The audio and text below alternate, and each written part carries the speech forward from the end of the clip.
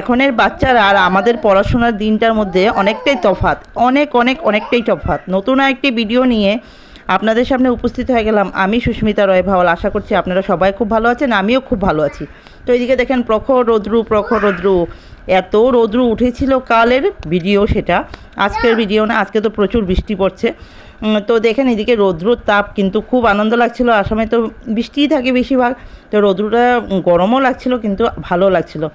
এই বলতে বলতে দেখেন বিকেল হয়ে গেছে, এসে পড়লো হাওয়া, এদিকে মেঘলা আকাশ, এদিকে সূর্যের আলো আছে। তো এর মধ্যেই আমি আপনাদেরকে বলছি একটা কথা, যেটা হলো আমার ছোটোবেলা থেকে দেখে আসছি। এখন ছেলেদেরকে বোঝাতে গিয়ে সেই জিনিসটা আমার মেহসুস হয়েছে। আমরা পড়েছি বেঙ্গলি মিডিয়াম স্কুলে, এরকম অনেকেই আছেন যে বেঙ্গলি মিডিয়াম হিন্দি স্কুলে পড়েন বা অন্য অ্যাসামিস মিডিয়াম পড়েছেন, অনেকেই আছেন। আর আজকাল বেশিরভাগ ইংলিশ মিডিয়াম। তো ইংলিশ মিডিয়াম বাচ্চাদের মধ্যে যে কী একটা প্রবলেম হয়, এখানে দেখেন রামধনু উঠেনি, মানে রামধনুটা উঠবে। আর এদিকে মেঘলা আকাশ করে রেখেছে, এদিকে কিন্তু মানে হাওয়া দিচ্ছে, প্রচণ্ড হাওয়া দিচ্ছে। তো আমি ঘুরতে ঘুরতে বাইরের একটু মানে হাওয়ার আনন্দটা নিচ্ছিলাম। সঙ্গে আমাদের পাশের ওরা সবাই বসেছিল, এখানে সবাই মিলে আমরা আনন্দ নিচ্ছি, খুব ভালো লাগছিল। তো এমন সময় এখানে একটা রামধনু উঠেছে, আকাশের মধ্যে রামধনু উঠেছে। তো আমার বড় ছেলেকে আমি ডাকছিলাম, আপনারা দেখবেন রামধনুটা। তো আমি বড় ছেলেকে ডাকছিলাম, বাবা আয় এদিকে রামধনু দেখে যা। ও আর আসছে না।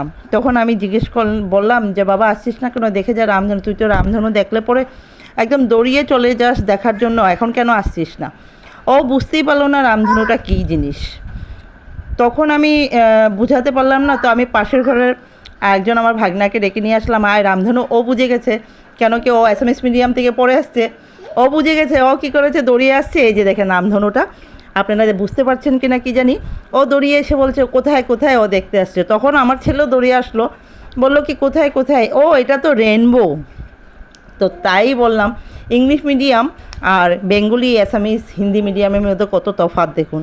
আমাদের ছোটোবেলা থেকে রামধনুও শিখিয়েছে, রেনবো শিখিয়েছে। ওরা এখানে যতই অ্যাসামিস পড়ুক, অ্যাসামিসটা মাথায় রাখতে পারে না, তারা খালি রেনবোই চিনে, রামধনু চিনে না। আমাকে বলছে এটাকে তো রেনবো বলে, এটাকে রামধনু বলে না।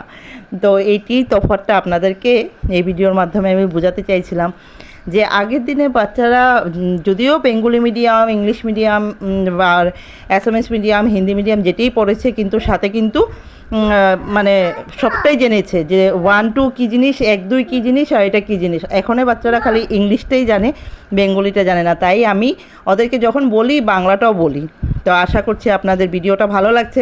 ভালো লাগলে লাইক কমেন্ট শেয়ার করে অন্যকে দেখার সুযোগ করে দেবেন। আর এদিকে দেখেন প্রচুর হাওয়া চলছিল, আর হাওয়া চলতে চলতে সূর্যের আলো তো চলে গেল, তারপরে কিন্তু মেঘলা আকাশে গেল সারাটা রাত্র। পরের দিন আজকের দিনটায় এসে পড়লো বৃষ্টি। আজকে সারা দিন বৃষ্টি। আসামের ওয়েদার তো তেমনই, একবার বৃষ্টি একবার রৌদ্র, একবার বৃষ্টি একবার রৌদ্র, তো এই করেই চলে। আর কেমন লাগছে দেখেন আকাশটা দেখতে, খুব ভালো লাগছে না? এই দেখেন রামধনুটা এখনও আছে, রেনবো বাচ্চাদের জন্য, রেনবো এখনও বাচ্চাদের জন্য। বাচ্চারা রেনবো বললে খুব ভালো চেনে। তা আমরা সবসময় মা শেখাতো রামধনু 7টি রং দেখে যা, এই দেখ 7টি রং একসঙ্গে উঠেছে, দেখ দেখ দেখ, একটা একটা করে শেখাতো। এখন বাচ্চাদের রামধনুর রেনবো 7 কালার্স শেখাতে হয়। তো এই হলো মানে জামানা।